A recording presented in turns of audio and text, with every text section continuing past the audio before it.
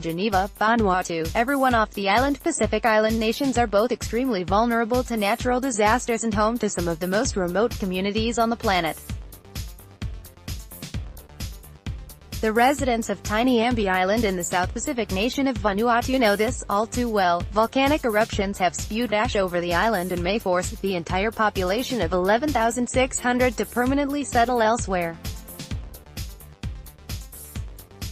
The eruption of Ambae's Monaro volcano led to the complete evacuation of the island last October. But weeks of new eruptions beginning in March triggered landslides and destroyed hundreds of homes, raising new risks for the population just months after most residents had returned.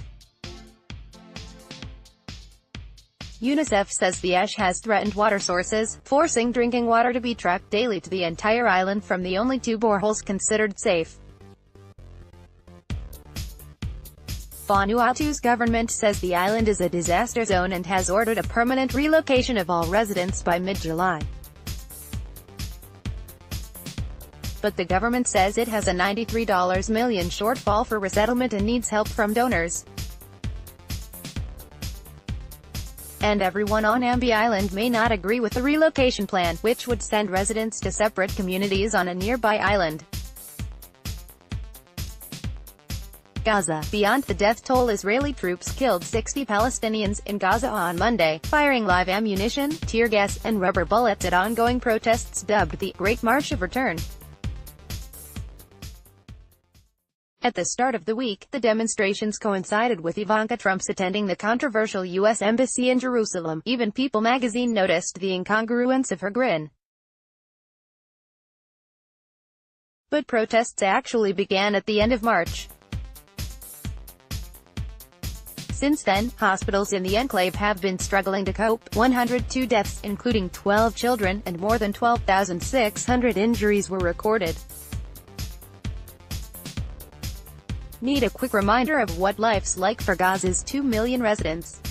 The unemployment rate is 44%, the highest in the world. 90% of Gazans must buy water from private trucks because 95% of water extracted from beneath Gaza is unfit to drink. Gaza is in darkness 16 to 20, and sometimes more, hours a day, and more than 23,500 people remain displaced from their homes since the war in 2014. Yep, there are plenty more grim figures where those came from. DRC, poised to keep Ebola in check. Ebola hemorrhagic fever isn't new to the Democratic Republic of Congo. This is the 9th outbreak since 1976. But the deadly disease has entered what experts call a new phase, with 1 case confirmed in Mbandaka, capital of Equator province. The city is home to 1 million people and, worryingly, is connected by river to the capitals of DRC, Congo, Brazzaville, and the Central African Republic, where large, dense populations could help the disease spread. An experimental vaccine now being distributed in Equator offers some hope for containing the virus. Community alarm systems are another precaution, the International Federation of Red Cross and Red Crescent Societies says. Since it responded to all previous Ebola outbreaks in DRC, the local Red Cross has a robust network of experts across the country, said its president, Gregoire Matiso. They are already in the communities and stand ready to expand awareness-raising, meticulous surveillance, infection control and prevention in areas that are at risk of further spread of the virus. It goes without saying, but we'll be keeping a close eye on this one. According to the Health Ministry, by the 17th of May, there have been 25 deaths from 45 likely, suspected or confirmed cases.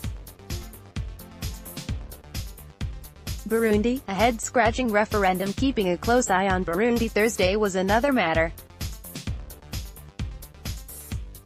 Voters were deciding on constitutional amendments that, if passed, could see President Pierre Nkurunziza stay in office, with increased executive clout, until 2034, and dismantle an ethnic power-sharing arrangement agreed 18 years ago to end a civil war that claimed some 300,000 lives. Many foreign journalists have been denied visas and much of the local press has been muzzled. Large-scale violence in the near future is unlikely, according to the International Crisis Group, but the regime's repression, the potential demise of power-sharing in Burundian institutions and the crumbling economy are harbingers of instability, it said. Last week, 26 people were killed in an attack on the northwestern village of Cibitoke, but it was not clear whether the incident was linked to the referendum. Either way, Burundi is already in the midst of a humanitarian crisis, which, as we recently reported, could easily worsen in the current political climate. He who pays the piper calls the tune, but when it comes to tackling violent extremism in Africa, the results have been distinctly off-key. Forgive us for promoting an old friend, but this is the opinion of Obianya Dike, who spent years reporting for URIN in Africa before taking up a recent fellowship with the Open Society Foundations. In this timely podcast, which also features Kenyan-based researcher and regular URIN contributor Nanyala Nyabola, Onyedike argues that militarizing security policies tends to boost grievances against the state, abet insecurity, and foster corruption. Western funding priorities are partly to blame. Now it's much more a security-driven agenda, which is about migration and about al-Qaeda or extremism, explained Onyedike. The whole idea of creating democracy and all those good things, and good governance, that seems to have been a bygone age now. Media outfits tie themselves in knots nowadays trying to measure their, nasty word alert, impact. Like everyone else, we sometimes feel like we're shouting into a void, maybe getting a faint echo chamber back once in a while. Not this week. We published Sally Hayden's deep dive into corruption in the UN refugee resettlement program in Sudan, and readers, and the UNHCR, took note.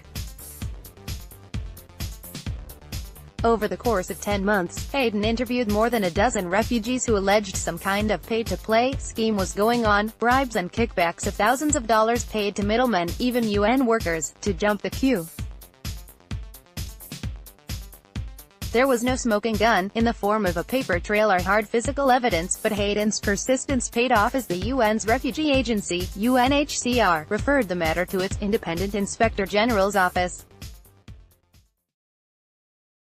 Then, 2 days after we published her exclusive "This from UNHCR," a temporary suspension of the Sudan operation to assure the program's integrity, along with the promise of severe consequences for anyone found guilty of wrongdoing.